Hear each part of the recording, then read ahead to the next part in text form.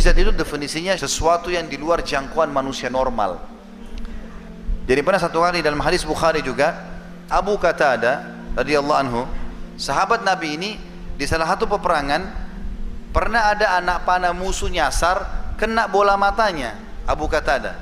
Jadi anak panah itu kena, lalu bola matanya dia keluar, tinggal sedikit saja ada kulit yang menahannya. Anak panah itu masih tertahan, jadi matanya rusak total ini. Beberapa sahabat Nabi lewat, lihat, hai Abu Qatadah, matamu sudah rusak itu, kami putusin aja. Dia bilang, tunggu dulu sebentar, bawa saya ke Rasulullah SAW, jangan buru-buru dulu. Maka dibawalah Abu Qatadah ini, dibawa pergi ke Nabi SAW. Dari jauh Nabi lihat, Nabi senyum.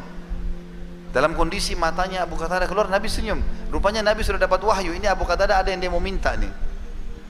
Lalu Nabi SAW langsung bilang, sebelum Abu Qatadah bicara, wahai Abu Qatadah, kalau kau mau sabar tanpa mata ini, matamu kan korban di medan perang, dijamin bagimu masuk surga.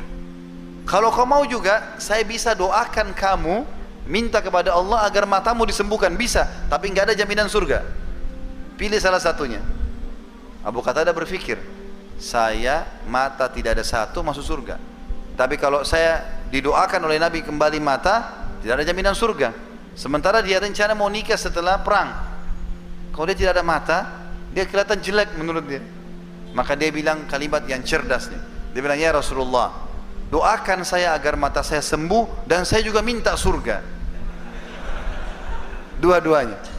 Lalu Nabi SAW tersenyum, dicabutlah anak panah itu. Lalu Nabi SAW memasukkan kembali dengan telapak tangan beliau yang suci ke dalam bola matanya. Kata ada, dan juga sahabat-sahabat yang menyaksikan waktu itu, Qatadah sendiri merasakan. Dia bilang, tadinya kan matanya rusak. Kita bayangkan kalau mata kita rusak satu, ini sudah jelas nggak kelihatan, ini cuma ini kelihatan. Dia bilang, begitu Nabi SAW angkat tangannya, maka saya tidak bisa bedakan mata mana yang tadi rusak. Dua-duanya terang. Kata para sahabat, kami nggak bisa bedakan, yang menyaksikan itu, mana mata Qatadah yang rusak tadi, karena semuanya utuh kembali, termasuk kulit-kulitnya, tidak ada bekas sama sekali. Dan itu menandakan mukjizat Nabi SAW dalam mengobati penyakit. Dan banyak sekali sahabat yang menghadapi seperti ini tentunya. Kemudian ada juga kuasa Nabi SAW terhadap pohon, teman-teman sekalian. Dan ini disebutkan dalam hadis Bukhari Muslim, bahwasanya Nabi SAW sering kali kalau khutbah di zaman dulu, di mihrab beliau seperti ini, di depan sekali itu tempat beliau selalu sholat dijadikan sebagai sutrahnya, itu batang pohon kurma sudah ditebang atasnya, ditebang akarnya, lalu ditancapin. Zaman dulu memang orang buat begitu, jadi pohon kurma ditebang atas, tebang akar, ditancapin berdekatan jadi tembok.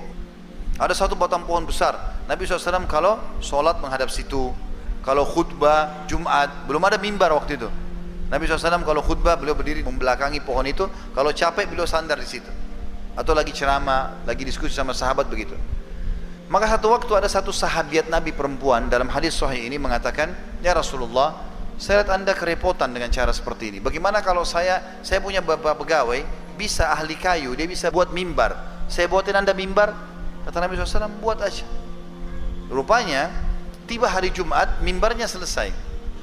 Mimbar Nabi SAW itu 3 anak tangga. Dikasihlah kepada Nabi SAW. Nabi waktu mau khutbah Jumat, keluar dari rumahnya masuk ke masjid, lihat sudah ada mimbar. Maka beliau pun naik di atas mimbar itu.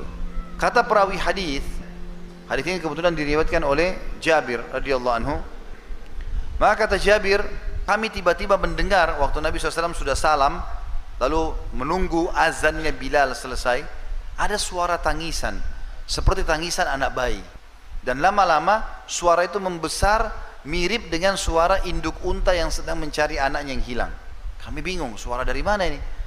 Nabi SAW lagi di atas mimbar, suara itu terdengar satu masjid. Maka kami menyaksikan Nabi SAW turun dari mimbarnya, kemudian mendatangi batang pohon yang ada di depan mihrab beliau, lalu memeluknya seperti memeluk anak kecil, sambil berkata, demi Allah kalau aku tidak memeluknya, maka dia akan menangis sampai hari kiamat. Ternyata batang pohon pun teman-teman yang sudah seperti ini bisa mengenal Nabi SAW. Padahal di mata kita sudah mati pohon itu, karena sudah ditebas atasnya, tebang akarnya gitu ya. Juga ada kuasa Nabi SAW terhadap air.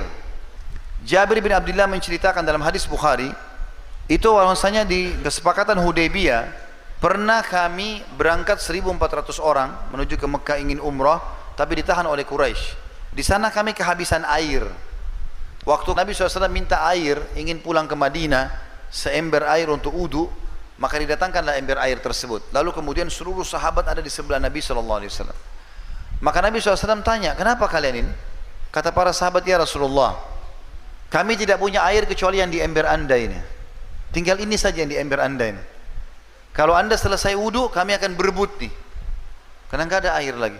Maka kata Jabir, aku pun melihat atau kami menyaksikan Nabi SAW memasukkan telapak tangannya yang mulia dalam ember tersebut, lalu mengalir air dari jari-jari beliau. Sampai seorang penyair Muslim mengatakan, kalau Nuh bisa dengan doanya meminta hujan turun dari langit dan keluar air dari bumi, maka engkau hai Rasulullah bisa mengeluarkan air dari telapak tanganmu. Dan akhirnya kata Jabir, kami pun semuanya mengisi kendi-kendi air kami semuanya berwudu. Setelah selesai itu, baru Nabi SAW angkat tangannya dan ember air tadi tetap penuh dengan air. Pernah juga seorang Ansar menggali sumur di Madinah. Begitu dia gali, lama sekali dia gali sumur tersebut. Setiap gali airnya asin. Dia pindah lagi ke lokasi lain, gali lagi airnya asin. Sampai 3-4 kali gali sumur, airnya asin semua. Terfikirlah di benak dia, datang kepada Nabi SAW mengatakan, ya Rasulullah, bisa lihat enggak? Saya setiap gali sumur selalu asin airnya. Maka Nabi SAW datang. Begitu Nabi SAW datang, Nabi berdoa, lalu Nabi meludah di sumur itu. Tiba-tiba airnya asin berubah jadi tawar. Tapi ingat, ini ludahnya siapa? Nabi SAW. Kita sedang bicara mukjizat Nabi, jangan ngarang-ngarang.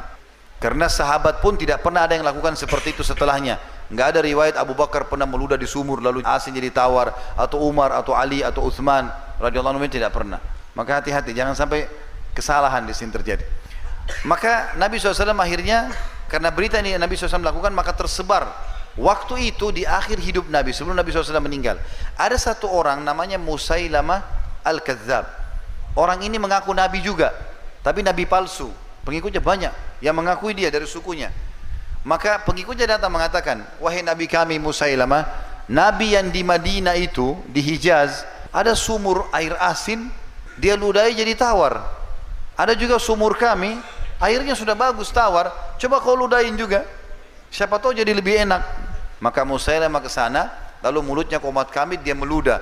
Tiba-tiba air sumur itu berubah jadi air yang lebih busuk dari kencingnya kedelai. Allah hinakan. Juga mirip kisah ini, tapi ini tambahan saja. Setiap kali masyarakat Madinah atau kaum muslimin lahir anaknya, selalu dibawa kepada Nabi SAW. Nanti Nabi berikan nama, Nabi tahnik, Nabi kunyah kurma, lalu lengketin di langit-langit gusinya. Karena itu sunnah Nabi SAW mentahnik bayi.